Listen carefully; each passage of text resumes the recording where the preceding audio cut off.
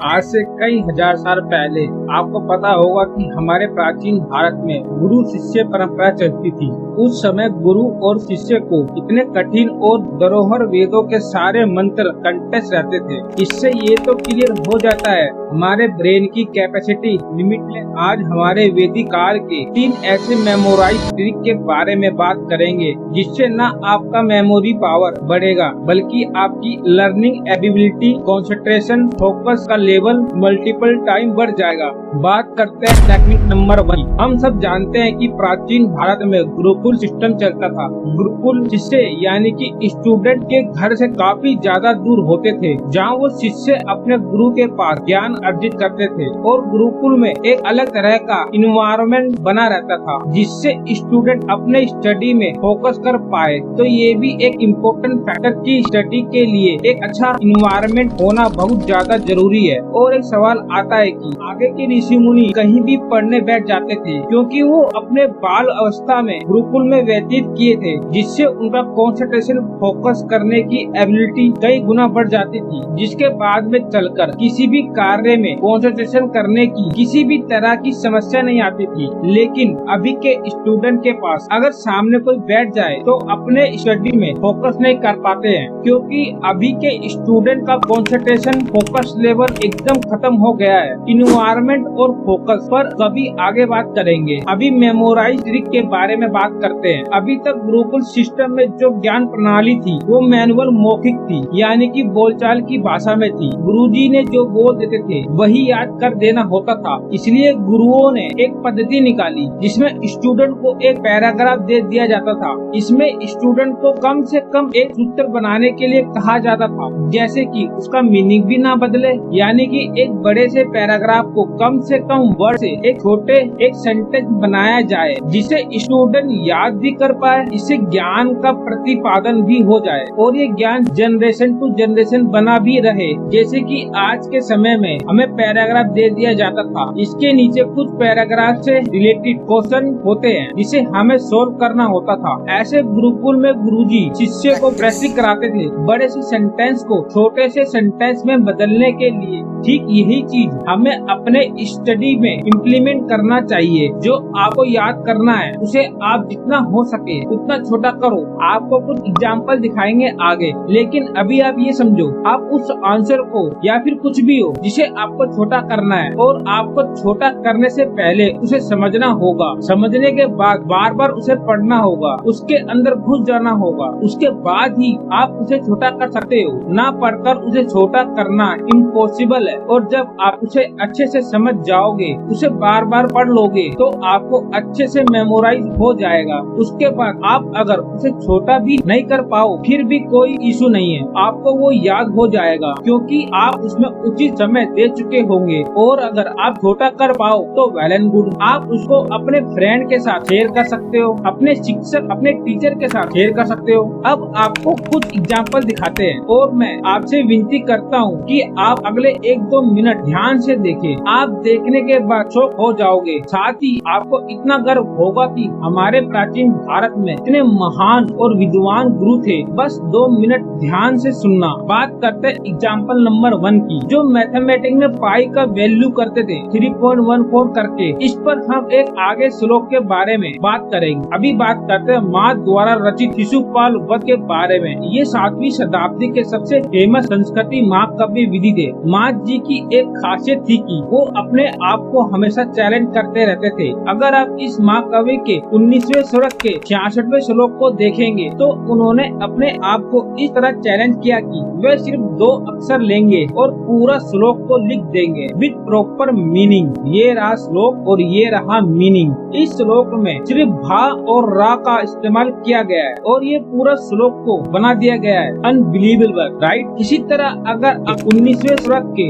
114वें श्लोक को देखेंगे तो सिर्फ इसमें एक अक्षर दा को लिया गया है और उसी से पूरा श्लोक बना दिया गया है। ये रहा श्लोक और ये रहा उसका मीनिंग। मतलब पहली बार विश्वास नहीं कर पा रहा था। अब और एक श्लोक दिखाता हूँ। इस पर बहुत अच्छी कहानी है, लेकिन इसे बताने लग जाऊँ तो बहुत ज्यादा समय लग जाएगा। आगे और भी टेक्निक के बारे में बात करनी है, इसलिए शॉर्टकट में बता देता हूँ, फिर कभी कहानी बता दूंगा। जो मैथमेटिक में पाई का मान 22/7 या फिर 3.14 करके है, इसे हम वृत्त में यूज करते हैं। यानी कि यदि कोई एक सर्कल है जिसका हमें एरिया निकालना है तो formula pi r square use करते हैं। ठीक उसी से रिलेटेड एक श्लोक सामने आता है। ये रहा श्लोक, और इस श्लोक को डिकोड करने के लिए कट्टभ्यादि संख्या की जरूरत पड़ेगी। कट्टभ्यादि संख्या यानी कि इसमें संस्कृत के अक्षर को संख्या में बदल दिया जाता था। जब आप इसकी हेल्प से इस श्लोक को डिकोड करोगे तो आपको पाई का मान 32 प्लेस तक एकदम सटीक मिल जाएगा। है ना ये अद्भुत। इसके पीछे की कहानी और भी अच्छी है, वो कभी शॉर्ट बनाकर बता दूंगा। टेक्निक नंबर 2, अवधारणा। ये एक संस्कृत वर्ड है जिसका मतलब होता है अटेंशन केयरफुली, यानी कि सावधानी पूर्वक ध्यान देना। अवधारणा वैदिक काल के one of the most common और इम्पोर्टेंट प्रैक्टिस थी। अवधारणा के प्रैक्टिस से हम अपने माइंड को शांत करते हैं, हमारा अटेंशन रेट बढ़ता है और तो और हमारा कंसंट्रेशन फोकस करने की एबिलिटी मल्टीपल टाइम बढ़ जाती है। और जो स्टूडेंट अवधारणा को प्रैक्टिस करते हैं उसे अवधानिश कहते हैं। अवधानिश के सामने मल्टीपल टास्क को रख दिए जाते थे और अवधानी को इस सारे टास्क को एक ही साथ पर फोकस करना होता था, जैसे कि कविता लिखना, मैथ के पजल सोल्व करना, किसी मंत्र का जाप करना। और इतना ही नहीं, पीछे एक बेल बजा करती थी जिसे उसे काउंट करना होता था और एंड में इन अवधानी को सारी चीज बतानी पड़ती थी। अब सवाल ये आता है कि अवधारणा की प्रैक्टिस करते हैं क्योंकि हम भी खाना खाते उसी समय मोबाइल भी चलाते हैं, उसी समय टीवी भी देखते हैं और उसी समय इंस्टाग्राम में चैटिंग भी कर रहे होते हैं। तो क्या हम भी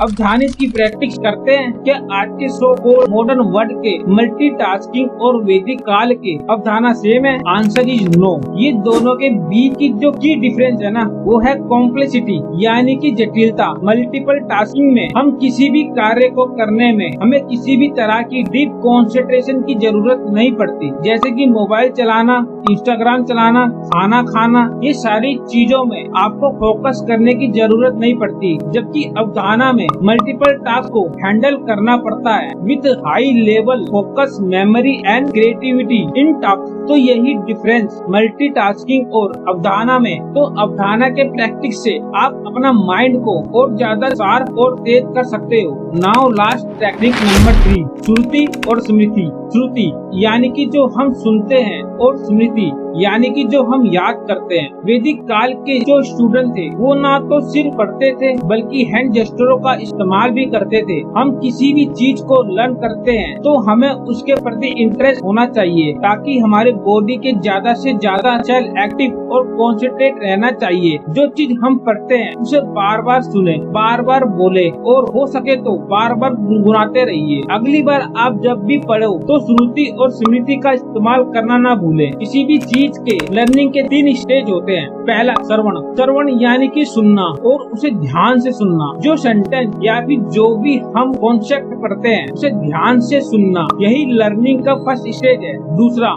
मनन। मनन का मतलब होता है उन वाक्यों या फिर उन कॉन्सेप्टों का मनन करना जो हम श्रवण से सुनते हैं। आप उन वाक्यों का विचार करते हैं, उसका अर्थ और उसका महत्व समझने की कोशिश करते हैं, यानी कि जो हमने श्रवण से सुना अब उसे मनन में समझते हैं। तीसरा विधि ध्यानस। विधि ध्यानस का मतलब होता है आपने जो श्रवण के द्वारा सुना और जो मनन के द्वारा समझा, अब उन तत्वों को अपने जीवन में लागू करने का प्रयास करते हैं और उसके साथ ही और उसके साथ सहयोगी तरीके से अपने आचरण और अनुभवों को शामिल करने का प्रयास करते हैं। तो यही थे लर्निंग के 3 स्टेज। जाते जाते पूरी वीडियो को समराइज एक श्लोक के साथ करते हैं। सबसे पहले श्रीमद् भगवत गीता के 700 श्लोकों में से कोई भी एक श्लोक ले ले, उसे अपने डायरी में नोट करें। फिर आप उसे श्रवण के द्वारा सुने, मनन के द्वारा उसे समझे और निधि ध्यान से आप उसे अपनी लाइफ में अप्लाई करें। उसके बाद आपका एक्सपीरियंस क्या रहा?